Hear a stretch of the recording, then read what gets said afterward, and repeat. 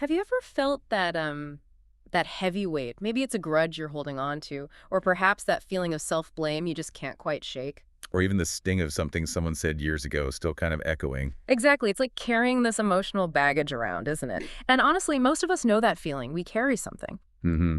Well, today we're doing a deep dive specifically for you, looking into how to use your subconscious mind for And forgiveness. we're drawing from some really uh, profound insights. It's based on excerpts from a text, Power Chase 17. Right. And our mission here is to unpack how forgiveness, especially self-forgiveness, isn't just, a nice idea. It's presented as a powerful, practical tool. A tool to free your subconscious mind, essentially, leading towards harmony, healing, and ultimately peace. Okay, so let's dive in. The material we're looking at starts with this foundational idea.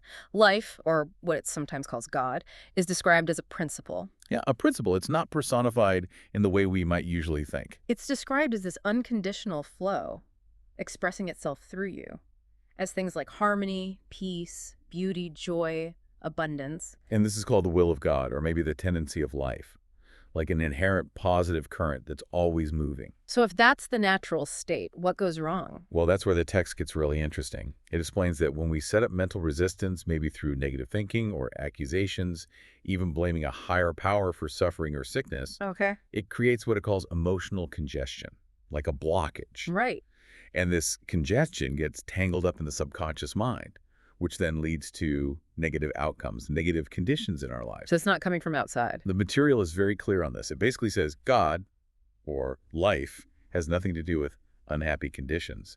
It's our own negative, destructive thinking that brings them about. Wow. So blaming God for trouble or sickness. The text actually calls it silly. It shifts the focus entirely inward. And building on that, there's this pretty surprising idea in the material. Life always forgives you. Yes, that's a core concept here. Life itself doesn't hold a grudge. How does it explain that? Think about practical examples it gives, like if you cut your finger. Your body just starts healing it. Exactly. Your subconscious intelligence immediately kicks in, starts repairing, building new cells. Yeah. Or if you eat bad food, Throw it up. right, the life principle causes you to regurgitate it to preserve you. Yeah. Or a burn, it reduces the swelling, gives you new skin. Life is always trying to restore balance. No grudges held by life itself. Precisely. So connecting that back, Mhm. it means our own negative stuff, the hurtful memories, the bitterness, the ill will, that's what actively clutters things up. That's the resistance. That's the resistance. It impedes the free flow of that life principle within us.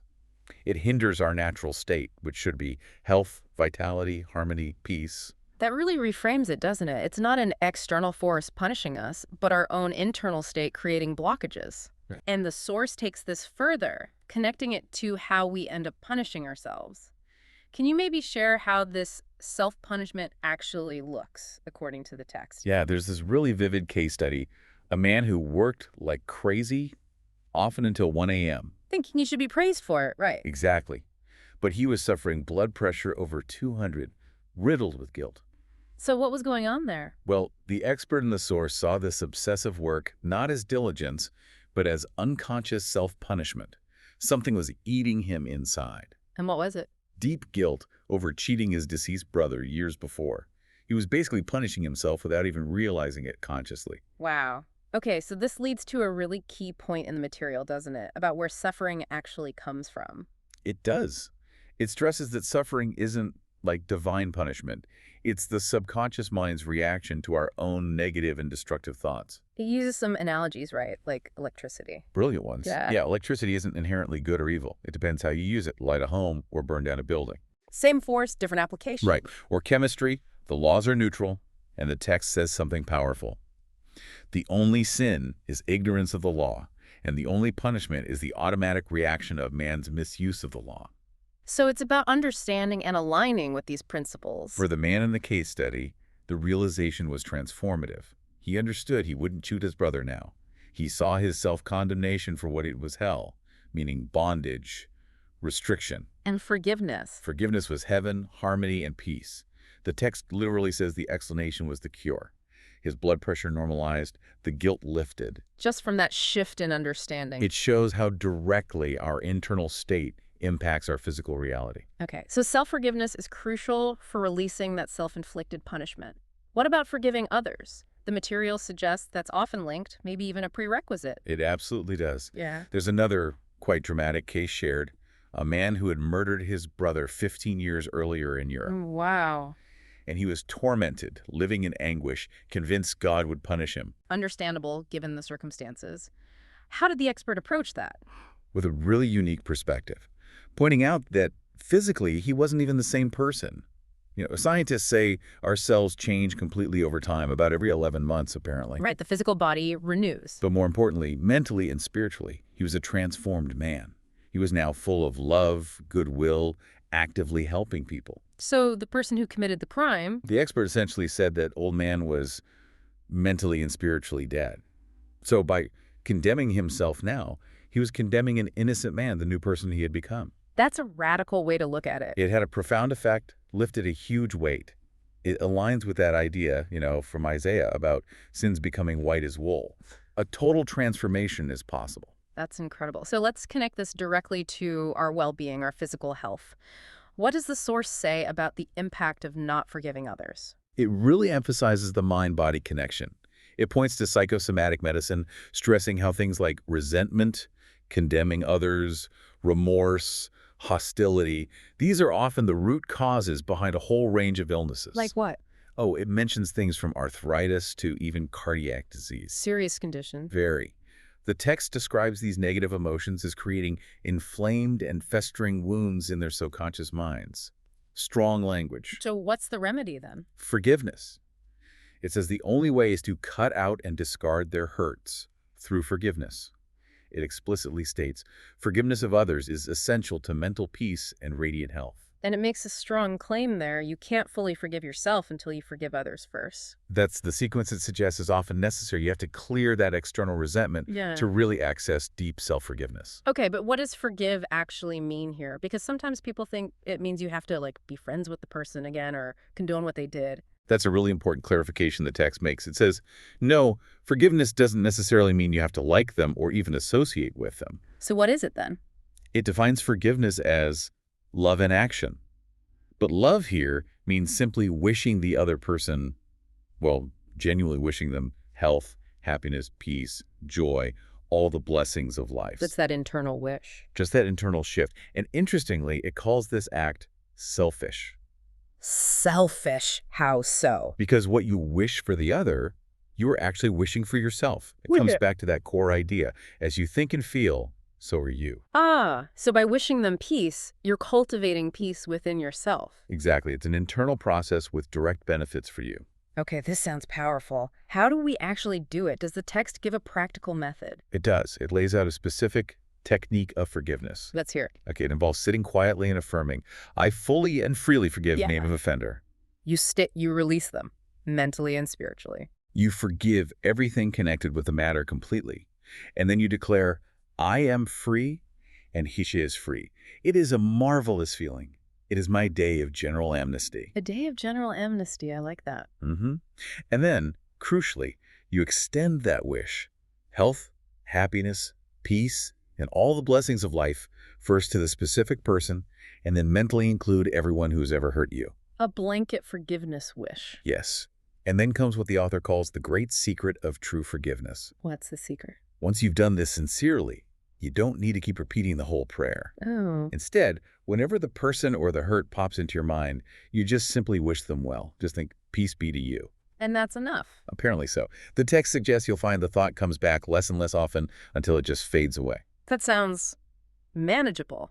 Almost simple, in a way. The power is in the sincerity and the shift it creates internally.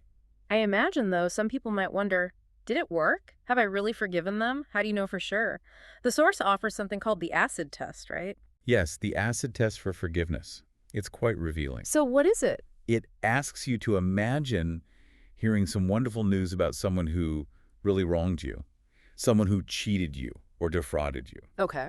If you hear that good news about them and you feel yourself sizzle, that internal churning of resentment or anger. Yeah, that feeling. It means the roots of hatred are still there, still in your subconscious mind, playing havoc with you. So that sizzle is the indicator. It is. The text uses another analogy. Yeah. Think about a painful jaw abscess you had a year ago. Mm. You remember it, right? Mm-hmm. But there's no pain now when you think about it. Right. The memory is there, but the pain is gone. If thinking about a past hurt still causes you emotional pain, the source says you're simply deceiving yourself. You haven't truly practiced the art of forgiveness yet. The pain is the signal. That makes sense. The absence of pain is the sign of healing. This links nicely to another idea mentioned. Criticism cannot hurt you without your consent. Mm-hmm. A very empowering statement. There's a story about a school teacher. Yes, who was criticized quite harshly. Initially, she was furious. But then she reflected and realized, you know what? These criticisms are actually just. They're fair. Oh, that takes humility. It does.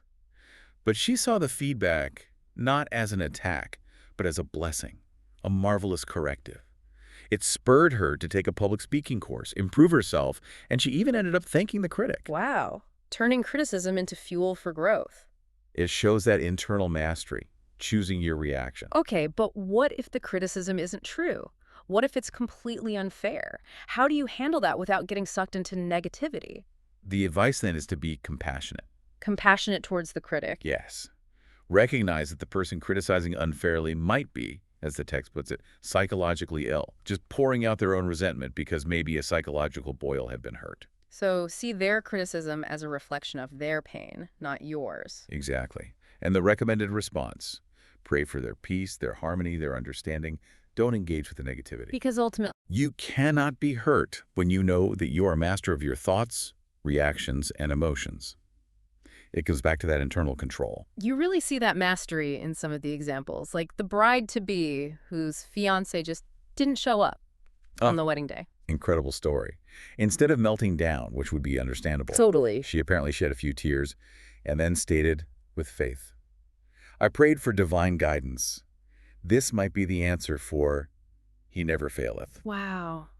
Where did that lack of bitterness come from? The text suggests it stemmed from her belief that her prayer wasn't just for a wedding, but for right action for both of us. A deep trust in a bigger picture and radical self-forgiveness in the moment. That's profound trust. And this power of letting go, transforming through self-forgiveness, is shown again with that story of the young woman, 22 years old. The one whose mother taught her everything was sinful. Yes. Dancing, cards, swimming, dating, all labeled sinful. And that sex was evil and I am evil.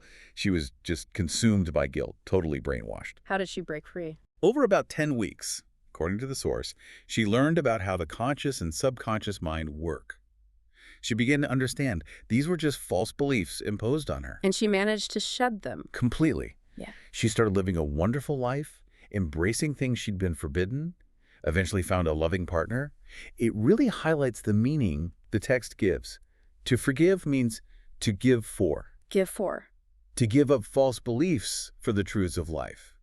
Trading limitation for freedom. What a powerful redefinition of forgiveness, giving up the negative for the positive truth. Mm-hmm. So bringing this all together then, the central message, the real power of forgiveness that this material illuminates, it's not just about being a good person, is it? Not primarily, no. It's presented as a practical, almost psychological technique. A method for healing your subconscious mind, getting rid of that self-inflicted misery, and really aligning yourself with that natural flow of life we talked about at the start. Exactly. Aligning for health, for peace, for abundance. Yeah. It's about freeing yourself from those internal knots. It really puts the power back in your hands, doesn't it? It absolutely does. Which leads us to maybe a final thought, something for you, the listener, to really mull over. Okay. If your thoughts are truly creative, if they actually shape your destiny, and if life, or God as the text frames it, holds zero grudges and is always working to restore you, Yes. then what possibilities really open up for you when you consistently apply that acid test of forgiveness? What happens when you choose deliberately to replace every little sizzle of resentment that pops up with a sincere wish, a benediction of peace and goodwill? Not just, 70 times 7, as the saying goes, but as a continuous ongoing state of your mind? What could that unlock?